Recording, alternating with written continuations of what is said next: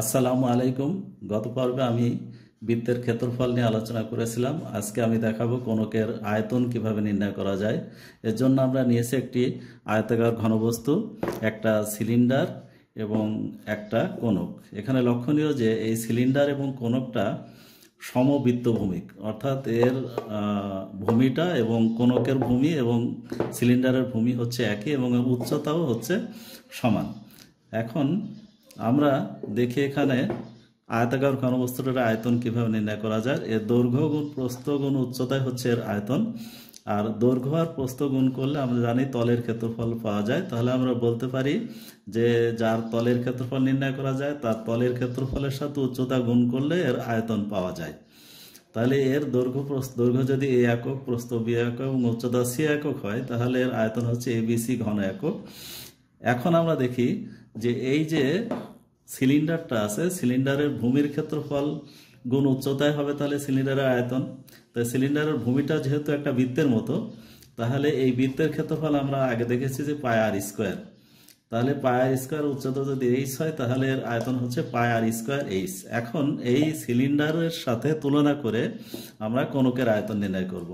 যেহেতু কোণক, এর আগে আমরা বলেছি যে কোণক এবং সিলিন্ডারটা হচ্ছে সমবৃত্তভূমিক এবং উভয়ের উচ্চতা সমান।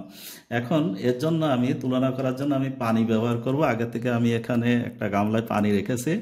আমি দেখি যে কয় কোণক পানি দিলে এটা পূর্ণ হয়, কয়বার পানি দিলে এটা পূর্ণ হয় দেখি।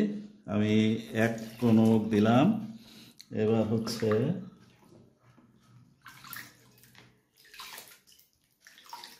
দুই কোণক,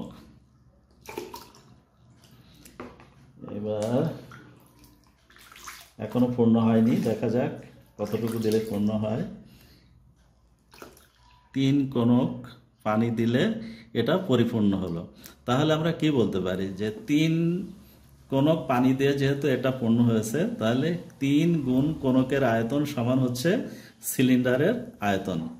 সিলিন্ডারের আয়তন তার আমরা বলতে পারি যে 3 ইন্টু কোণকের আয়তন ইজিক্যাল টু পাই আর স্কোয়ার এইচ।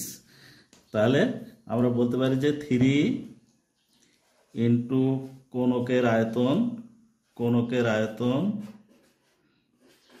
কোণকের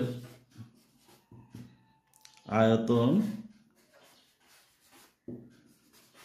সমান হচ্ছে পাই আর স্কোয়ার এইচ ঘন একক,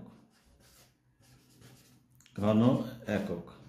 অতএব কোণকের আয়তন হচ্ছে 1/3 পাই আর স্কোয়ার এইচ। আসসালামু আলাইকুম। পরবর্তী পড়া